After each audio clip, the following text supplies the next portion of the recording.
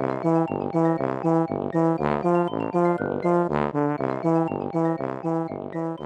a 91 Trail Boss 250.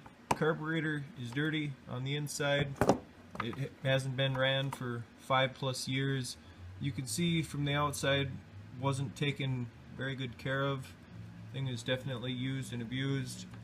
But pop the carburetor off the intake boot, take out the throttle slide, choke cable, then take off the fuel line. After you do that, clean the outside, the carburetor body around the bowl. Clean it all the best you can. Use a gas and a brush, and once it's clean, then set it on your bench.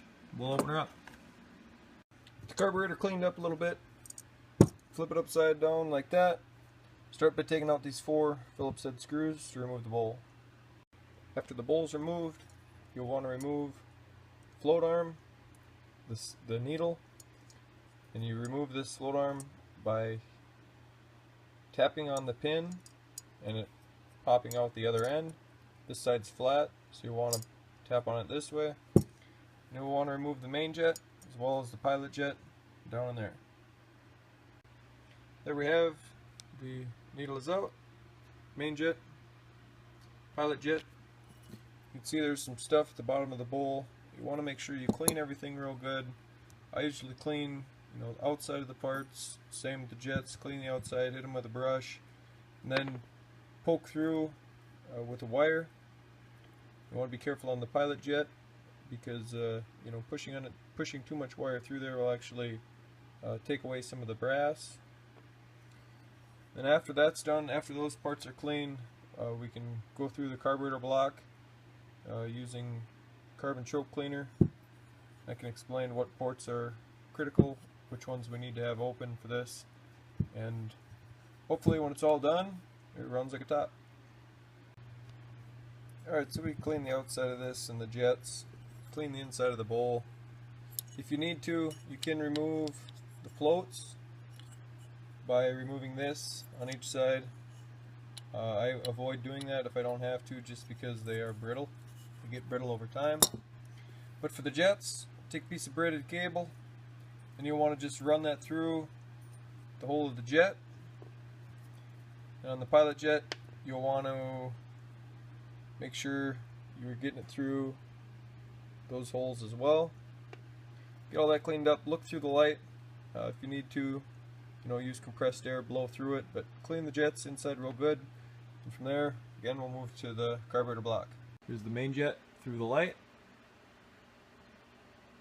And there's your pilot jet through the light. The jets are clean. You want to just clean the inside here. Take a Q-tip if you want. Clean the seat where the fuel comes in. This is your pilot jet. It's where your main gas comes through when you're running at higher speeds, right up through the center. This is your pilot jet, low speed.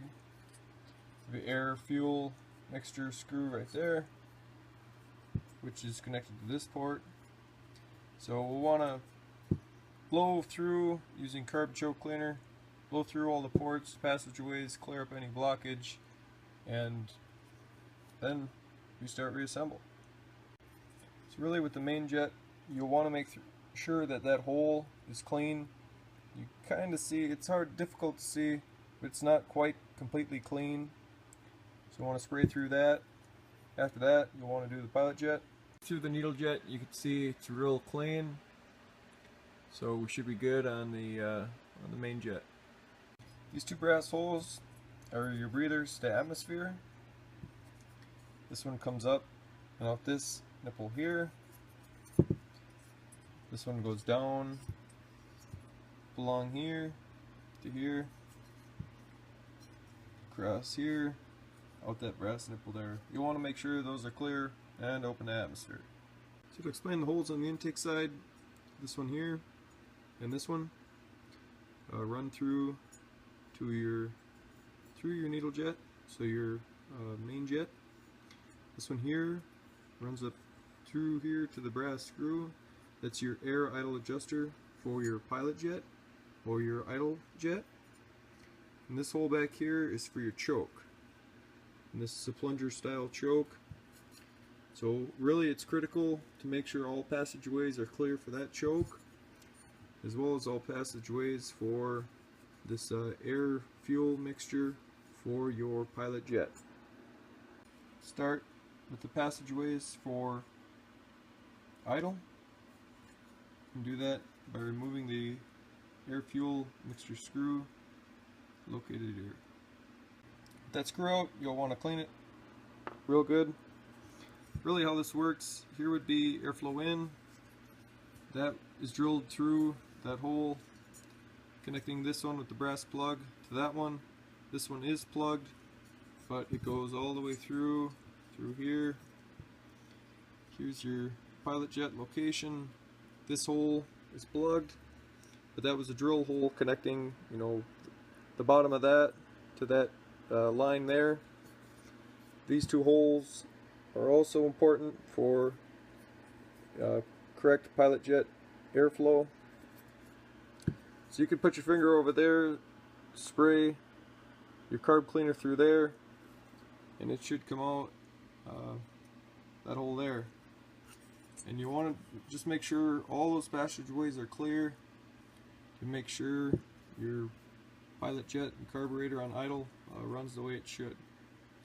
When you reinstall the screw, usually 2 turns out is what you want, but you can adjust it how you need it.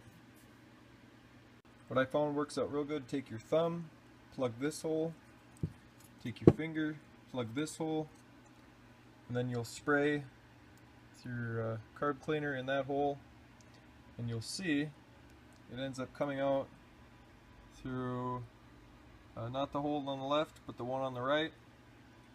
And if it does that, I mean, you know it's cleared up. And you know, do that which way you can. But there we have it. Then the next, we'll want to focus on the choke.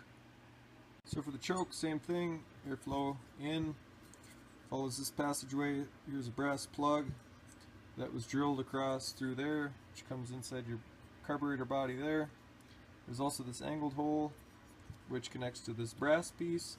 Brass piece actually has some other holes in it as well, so you just want to make sure all that's clear. Works out good for this. Take your middle finger, plug that hole, take your thumb, cover that up, spray your carbon choke cleaner in that hole, and you'll see it actually comes out this brass piece there. And there are some little holes, a couple here and a couple here. You want to make sure those are clear as well. Put your carburetor like that. Make sure you put your screw back in, air fuel, your jets, your float arm, install your bowl, tighten everything down, and you're good to go. Thank you for watching.